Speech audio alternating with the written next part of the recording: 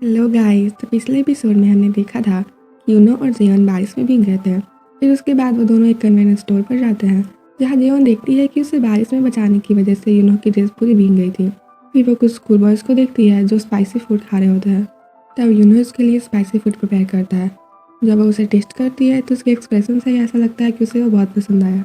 फिर वो अपना हेयर टाई ढूंढने लगती है तो यूनो उसे एक हेयर टाई देता है और फिर दोनों फूड इंजॉय करते हैं। जब वो दोनों ऑफिस में होते हैं तो यूनो जियोन को उसका स्केड्यूल बता रहा होता है। तभी जियोन एक इनविटेशन कार्ड देखती है और यूनो से उसके बारे में पूछती है।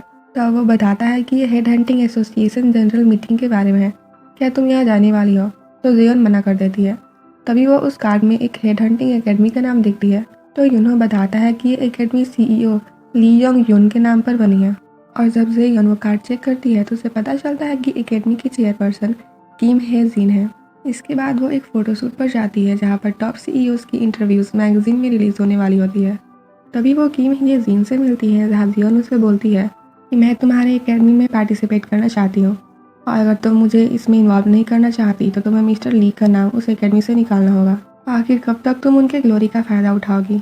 तब येजी बोलती है कि तुम मिस्टर ली के ग्लोरी और गुड नेम के बारे में क्यों सोच रही हो? क्या तुम वो नहीं हो जिसकी वजह से मिस्टर ली की डेथ हुई? तो जीवन बोलती है कि क्या सच में तुम्हें ऐसा लगता है कि ये सब मेरी वजह से हुआ है? फिर येजी बोलती है कि मिस्टर ली के घर पर एक डिनर पार्टी है, तुम हमें ज्वाइन कर सकती हो, लेकिन तुम्हारे बिहेवियर से ये साफ पता चलता है कि तुम्ही ने मिस्टर ली को मारा है। फिर वह यूनो से बोलती है कि जियोन के स्केड्यूल चेक करके मुझे इन्फॉर्म करना। जब कार में जियोन अपसेट फील कर रही होती है तो यूनो पूछता है कि क्या हम कुछ खाने चले?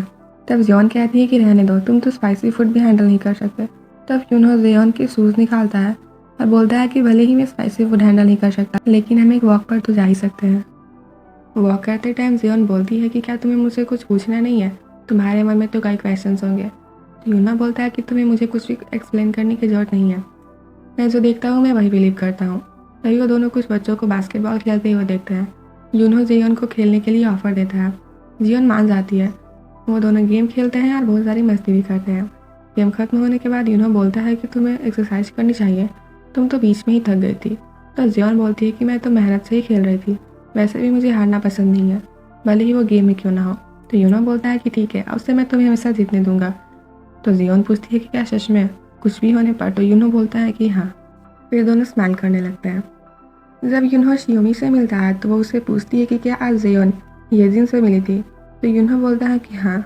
तो शियोमी बोलती है कि तुम जेयोन की सेक्रेटरी हो, तो तुम्हें ये बात पता होनी चाहिए। जब जेयोन करियर में वर्क करती थी तो येजिन उसकी सीनियर थी और करियर वे के साथ एक पेपर कंपनी ने स्कैम किया था। तब जेयोन को ये पता लगा कि इस फ्रॉड में करियर वे का भी कोई पर्सन शामिल है। उसने इन्वेस्टिगेशन करने की बात की, लेकिन सीईओ ली ने कंपनी छोड़ दी और सुसाइड भी कर लिया।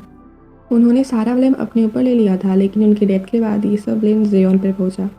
उसे कंपनी छोड़नी पड़ी और करियर वे बिना किसी इन्वेस्टिगेशन के चार्ज से छूट गई। वो आगे बताती है कि जेयोन ने यहाँ तक आने के लिए बहुत मेहनत की है। वो खुद को भी ब्लेम करती रहती है, इसलिए उसका ब्रेन ओवरलोड हो गया है। उसके पास स्ट्रांग बनने के अलावा कोई और चॉइस नहीं थी। अब जब रात को यूनो ऑफिस से घर जा रहा होता है तो वो मिस योंग को देखता है जो अपने क्लाइंट से बात कर रही होती है। यूनो उसे फाइल ढूंढने में भी हेल्प करता है। मिस योंग यूनो से बताती है कि कंसल्टेंट बनने के बाद उसने कोई भी प्रोजेक्ट खुद से नहीं किया है, वो इस प्रोजेक्ट को खुद करना चाहती है। Next day miss Yong mister Kim के पास जाती है जो उसकी सीनियर है और उनसे पूछती है कि क्या आपने मिस्टर पाक यूनहा को जॉब चेंज करने के लिए रिकमेंड किया है? तो मिस्टर किम बोलते हैं कि हाँ, लेकिन तुम मिस्टर पाक को कैसे जानती हो? उनकी प्रीवियस कंपनी की जॉब चेंज करने में मैंने ही उनकी हेल्प की थी। तो मिस योंग बोलती है कि मैं 1 मंथ से मिस्टर पाक के कॉन्टैक्ट में हूँ वर्ल्ड कॉरपोरेशन केस की रिगार्डिंग। कल रात को उसने वर्ल्ड कॉरपोरेशन में अप्लाई करने का डिसीजन किया था, लेकिन आज वो बोल रहा है कि मैंने अभी इस बारे में नहीं सोचा है। मैंने ये प्रोजेक्ट पहले स्टार्ट किया था और मुझे इसे कैसे भी सक्सेसफुल बनाना है। आपको तो दूसरे भी कैंडिडेट्स मिल जाएंगे, ये आपके लिए ईजी है कि आप ये प्रोजेक्ट क्विट नहीं कर सकते। तो मिस्टर किम बोलते हैं कि क्या तुम्हें लगता है कि ये मेरे लिए ईजी है? अगर मिस्टर पार्क को तुम्हारा प्रपोजल अच्छा लगता तो वो मेरा प्रपोजल रिफ्यूज़ कर दिए होते। तभी वहाँ जियोन आती है और सब बात सुनने के बाद बोलती है कि जो कोई भी कैंडिडेट के करियर के लिए बेस्ट होगा उसी को ये प्रोजेक्ट मिलेगा। अदर वर्कर मिस्टर किम से प्रोजेक्ट छोड़ने की बात करते हैं और बोलते हैं कि मिस योंग तो आपके वर्क में हमेशा हेल्प करती है, आप तो दूसरे कैंडिडेट्स भी ढूंढ सकते हैं। फिर वो मिस योंग का प्रोजेक्ट देखते हैं और उसे लेकर चले जाते हैं। यूनो उनके पास जाता है तो वो बोलते हैं कि यहाँ सबको लगता है कि मुझे कैंडिडेट्स आसानी से मिलते हैं, पर मैंने भी इसमें हार्डवर्क किया था, और अगर योंग ने पहले ही ये बात बता दी होती तो मैं ये प्रोजेक्ट एक्सेप्ट ही नहीं करता। फिर वो बोलते हैं कि योंग को बोल दो कि वो इस प्रोजेक्ट पर वर्क करे, मैं मिस्टर पार्क को समझा दूंगा। इधर मिस योंग को बुरा फील हो रहा होता है कि गुस्से में उसने मिस्टर किम को कुछ ज़्यादा ही बोल दिया था। लास्ट में ये प्रोजेक्ट मिस योंग को ही मिलता है, लेकिन वर्क प्लेस पर वो मिस्टर किम को इग्नोर करने लगती है क्योंकि वो एम्बेरस फील कर रही होती है।